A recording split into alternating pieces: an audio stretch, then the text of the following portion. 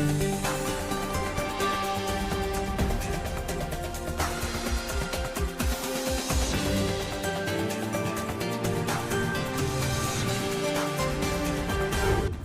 today's World Insight, vaccines get all the headlines, but what about antiviral drugs?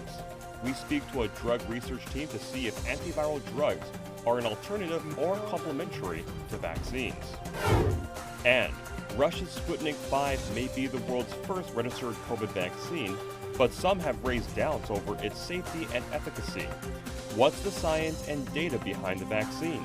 Direct answers from Kirill Dmitriev, CEO of the Russian Direct Investment Fund, which produced the vaccine.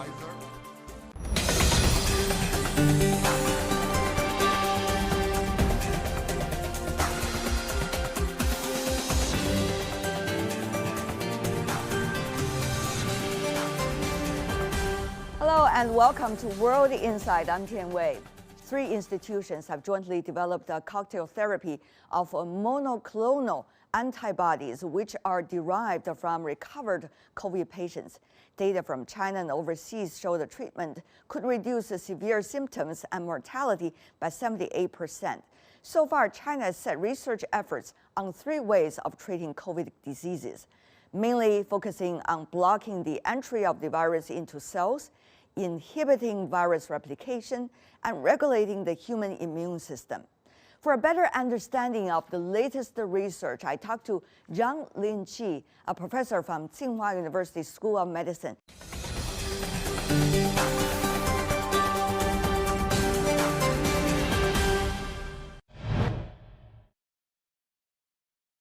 Professor Zhang Linqi from Tsinghua University School of Medicine, what a pleasure to see you, sir.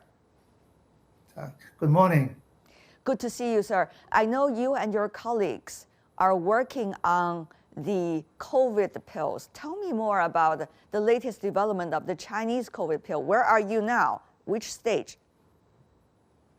Yes, at the very beginning of the outbreak, my laboratory at Tsinghua University immediately start to isolate antibodies from the COVID-19 convalescent patients. We know the antibody is a very important part of our immune system that could protect us from infection and disease progression. So the ultimate goal is to isolate those antibodies and select the best among the best, meaning to have the highest potency and the breadth to inhibit viral infections. So those, the best among the best, can be developed into antibody drugs.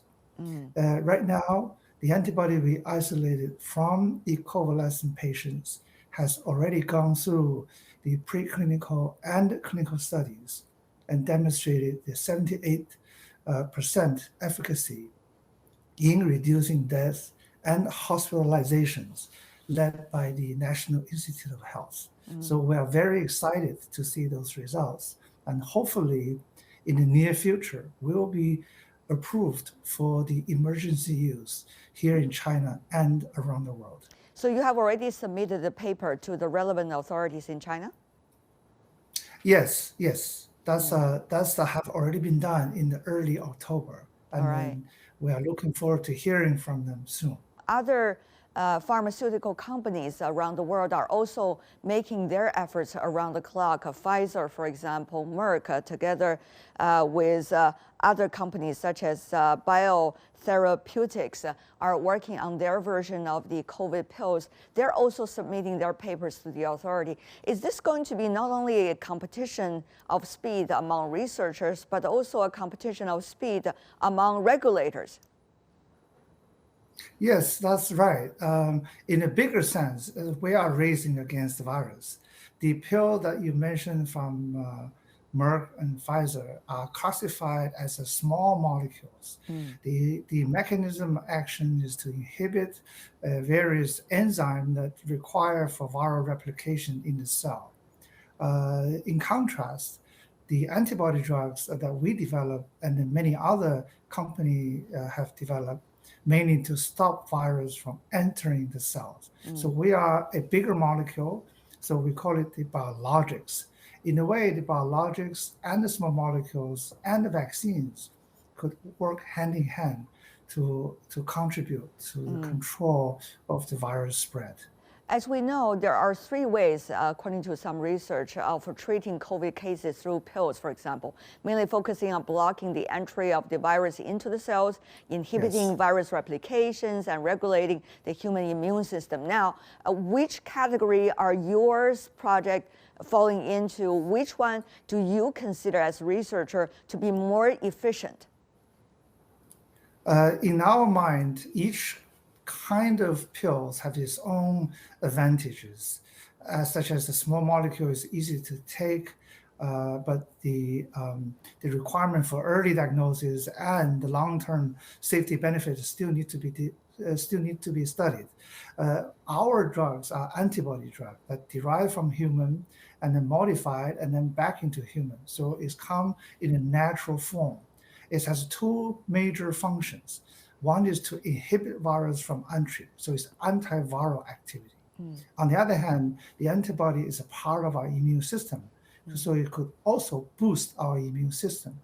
And then through the advance of biologic technologies, we are able to treat some changes to the antibody, and that antibody could have a durable effect, long-lasting in our blood.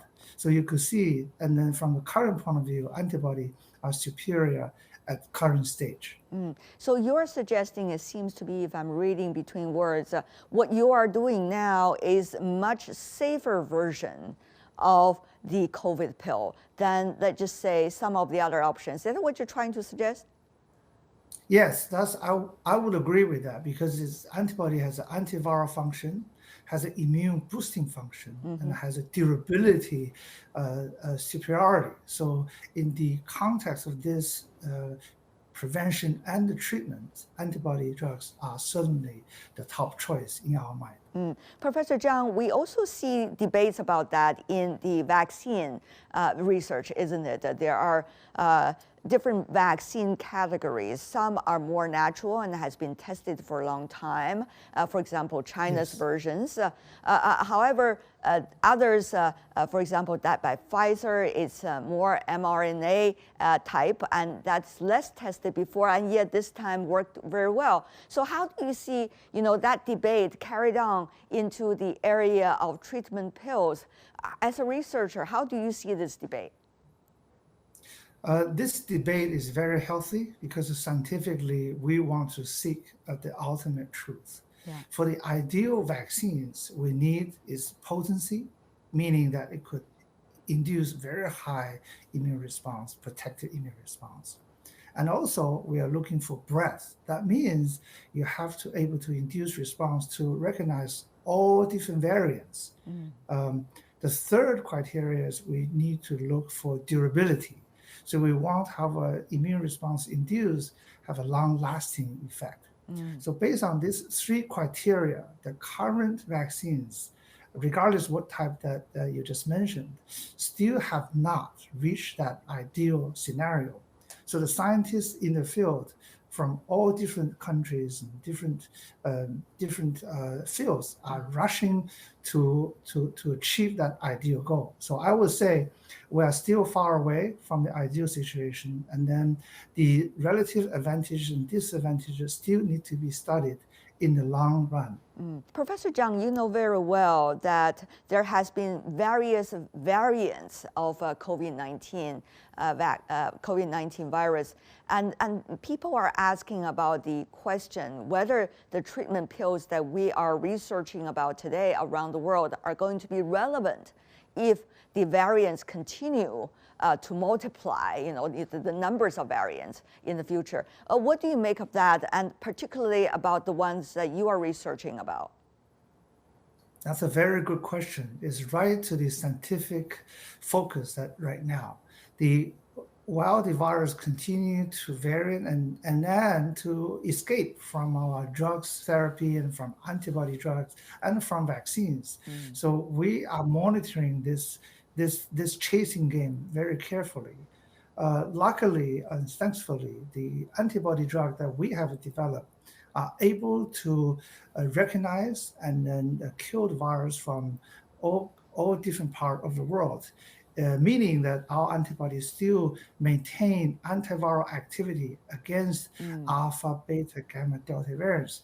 So that's why the efficacy shown in the phase 3 trial are very encouraging. Of course, the other legitimate question I should ask is how many people, how big is their base in terms of trials in the earlier times? The trial can vary in numbers, and it really depends on the incidence of diseases. So if the drugs is able to show a greater promise in a very high incident area, the number of participants are not particularly big. So we are talking about in the thousands of trial participants.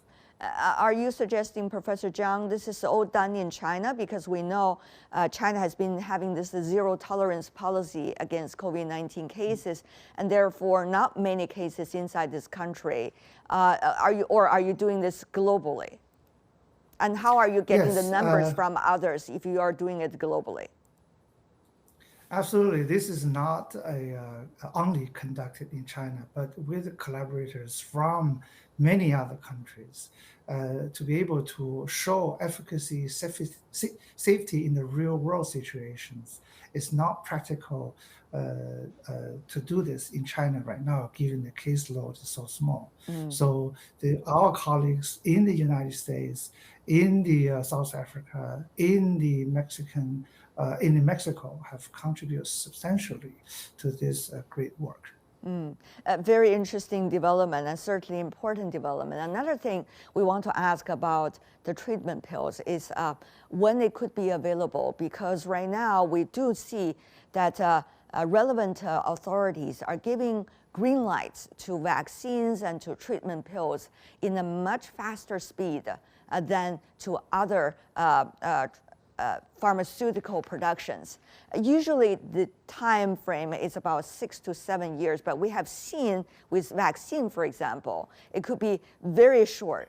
Now, what about treatment pills? Yes, this is a very critical question to all of us involved, because safety concern is the most important factor everybody consider. So despite of accelerated process, the safety requirement has never decreased in the slightest way. So the question arises maybe how could you do things so fast without compromising your safety standard? The practical path that we have, the practical path that we have taken is to conduct the procedure, regulatory procedure, development procedure in a parallel way instead of a sequential way. So we could take more risks, but to gain a lot of time in accelerating the process. We see that China, for example, with the vaccines by Sinopharm and also Sinovac, they've been sharing the rights of these drugs with other countries, which meaning that other countries can also produce these drugs, and therefore it could be better serve their people and their region. Now, China has been doing that. Now, with the treatment pills, we understand there are certain Western pharmaceutical companies who are also in the process of doing it. Now, what about the Chinese treatment pills, for example, the ones that you're researching about? How do you see the future of intellectual property rights of it, and how to make sure that it can be better shared by the rest of the world? Yes, and this is a really question that we are looking for, is to have an international coordinated mechanism, such as led by World Health Organization, will have appropriate arrangement for various patent as well as appropriate market to apply for those patent and products.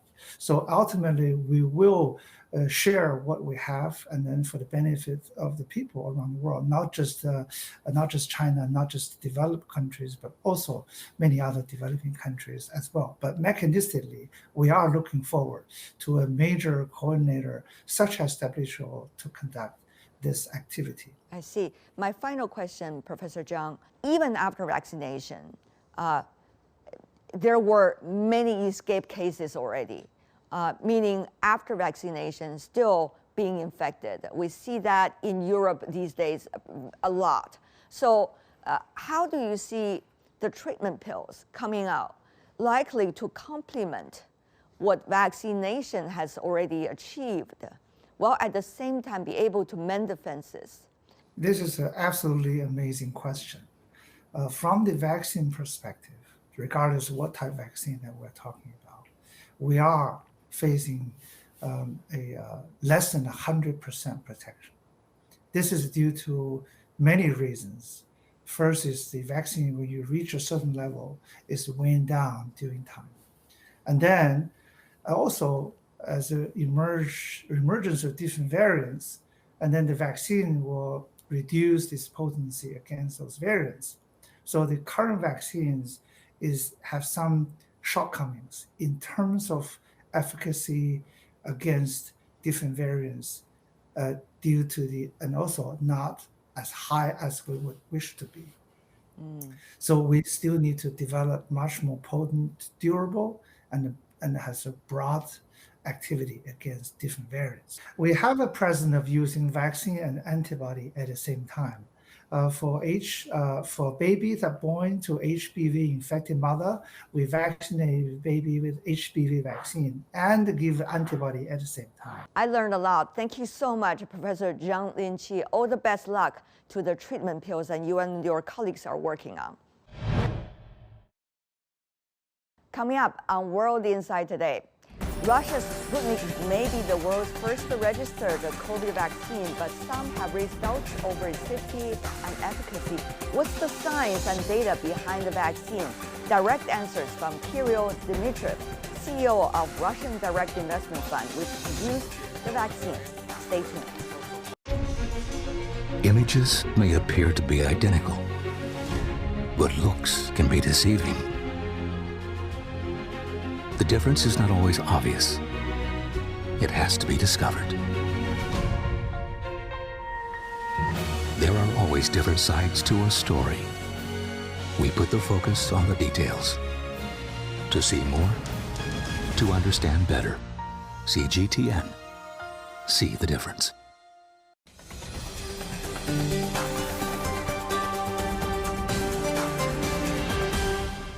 Welcome back. This is World Insight with me, Tian Wei. 2 years into the pandemic already, life has been through dramatic changes. The overall COVID death rate has reached 2%. The new Delta variant now accounts for nearly all coronavirus infections. Besides China, pharmaceutical institutions and companies worldwide are also working on vaccines and drugs to combat the virus, with some making significant progress. Russia's Sputnik V is the world's first registered COVID vaccine, which has been approved for use in 71 countries. The Russian Direct Investment Fund, or RDIF, financed Sputnik V's production.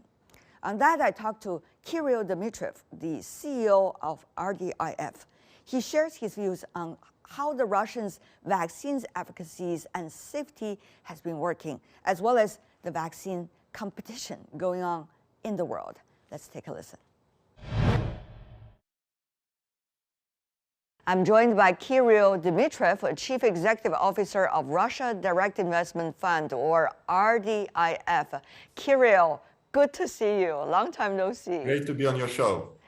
Wonderful to have you, because I have a lot of questions regarding the vaccines Russia produced and also research about. Sputnik V, as we know, Russia put it out there first, even before anybody else in the world, against COVID-19. But there have been questions about its efficacy and safety. What about the latest number? Yeah, so basically Sputnik showed an incredibly high level of safety and efficacy now in data from more than 60 countries. And we have published data from Argentina, from Mexico, from UAE, from Bahrain. And this data shows much fewer numbers than other vaccines of any side effects, and very high level of efficacy, particularly against Delta variant.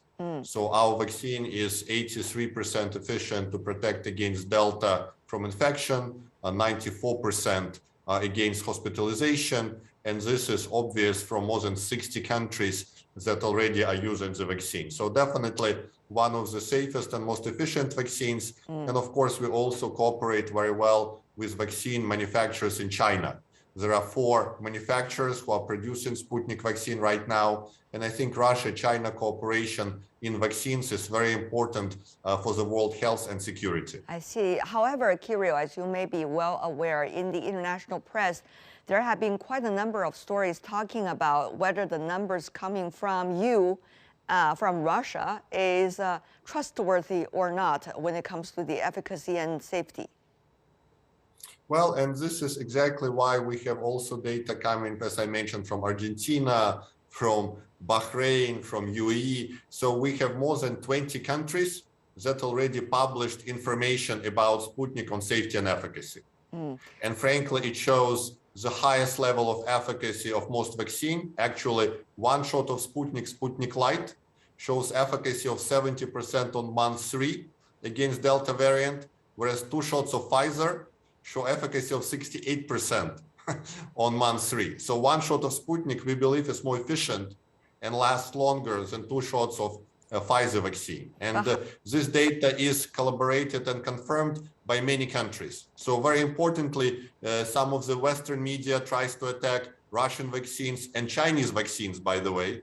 But reality is that both China and Russia play a critical role in protecting lives around the world. Very importantly, that our press doesn't attack Chinese vaccines. Chinese press doesn't attack other vaccines. So we only have Western press that attacks Chinese and Russian vaccines all the time with different accusations that have nothing to do with reality. How would you understand the fierce competition among all the vaccines that are well known these days against the COVID-19? What is the nature of this competition from your perspective? Well, I think that's a very good question. And I think, there are some companies who are really trying to have monopoly. And to get this monopoly, they're attacking all of the other vaccines. And by the way, some of those companies, they have a history of paying big legal fines for illegal marketing and aggressive marketing. And then there are some other companies like us and many others that just want to make a contribution. For us, vaccine is not the main business. We're an investment fund. So we just want to make a contribution. We just released information that outside of Russia, we protected more than 100 million people with Sputnik vaccines. By the way, Sinopharm outside of China protected more than 200 million people with Sinopharm vaccines. Moderna protected around 100 million outside of Europe and the US, and Pfizer around 350 million. So there are companies who are trying to make a contribution. And I think it's very important that we have partnership among different vaccine producers. And we initiated this idea of vaccine combos. We believe that Sputnik and Sinopharm, Sputnik and CanSino, Sputnik and AstraZeneca can be a very powerful combination, more powerful than the original vaccines. And this creates a good framework for partnership and cooperation. And the world now acknowledges that combination of vaccines produce stronger and better immunity than just individual vaccines. So what exactly is the nature of this competition, do you think? Is it only about business, or is there something more than that? No, I think there are different ways, and different countries are also thinking about it being political. We believe that, again, for Russia, we're sure for China, for many other countries, it's about making a contribution and saving lives. And we really believe that attempts to politicize vaccines are very unethical, because politicization of vaccines means human lives lost. So we have always been from day one against politicization of vaccines. We from day one believed in portfolio of different vaccines for each country, not a monopoly that some vaccines are trying to achieve in different markets. But on the other hand, how many are choosing Sputnik Light, for example, as an extra shot? That is a question, particularly Kirill, regarding the delivery process, the amount of delivery that has been, some suggest being delayed when it comes to Sputnik V. So how do you see Sputnik V, as you said? So how do you see these kinds of complaints and also talks, concerns? Yeah, so thank you for raising this. All of those delivery issues have been solved as of 3 months ago. So it's very important that, no delays on delivery. We have a big volume of production. 4 companies in China producing Serum Institute, which is the largest vaccine producer in the world, out of India, is also producing Sputnik Light. So we have solved all of the production issues, and we believe What is that the amount of production now? So basically, we can produce more than 100 million shots of vaccine per month. And basically, within the next months, it can be 150 and 200 million shots per month. So we have big production capacity. All of the issues have been solved. All right. I think it's specifically some of the competitive vaccine producers and some of the political enemies of Russia, they always try to come up with something negative about Sputnik. What we like is that they don't now doubt safety and efficacy of the vaccine, but they say, what about production volumes? Well, we have solved this issue. What about some of the registration processes? Well, it will be solved very quickly. So Sputnik has been overcoming those doubts that are being thrown specifically by people who are afraid of the success of Sputnik. And it's overcoming all of those difficulties all the time. And very specifically, you see that people in Argentina, in Mexico, we will be announcing some new contracts, big contracts in some of the key partners of Sputnik for next year. And people who have used Sputnik before will increase the use of Sputnik significantly next year. Kirill, on the other hand, we see also governments rushed to their domestic constituency to encourage vaccination. Now, I understand that China's latest number is 2.4 billion doses, by the way. Of course, some people have 2 doses, some people have even 3 doses. And the numbers in most of the developed countries are also quite high. How do you see Russia's current stage? The number of around 35%, and how much do you see the space for improvement and the speed to get people vaccinated? Well, yeah, first of all, so we already have 42% vaccination rate, so the number is increasing quite a bit, and we believe we'll get to 50% mark very quickly. Secondly, I think it's very important that just as China managed number of cases well, Russia really has fewer cases now than Germany, while having double the population of Germany. And actually, new cases per million people in Russia is around the same as in the US. So frankly, Russia has been a little bit victim of its own success in fighting COVID. Many people, seeing that cases are not that high, really were complacent about COVID and did not really believe in vaccination. But that is changing, and also I think people now see more and more positive data from other countries that use Sputnik, so vaccination rate is improving. And again, we believe it's about vaccination rate that needs to be higher, but also having anti-COVID drugs available, and we have invested in one of those drugs that is very successful and more coming to the market. And of course, just following, right procedures that are important. So combination of testing, a drug, and vaccine will allow us all to finally defeat COVID. Kirill Dmitriev, Chief Executive Officer of RDIF, a Russian Direct Investment Fund. What a pleasure. Thank you so much, sir. Thank you so much. And that's all the time we have for today. If you'd like to see more, search World Insight or check out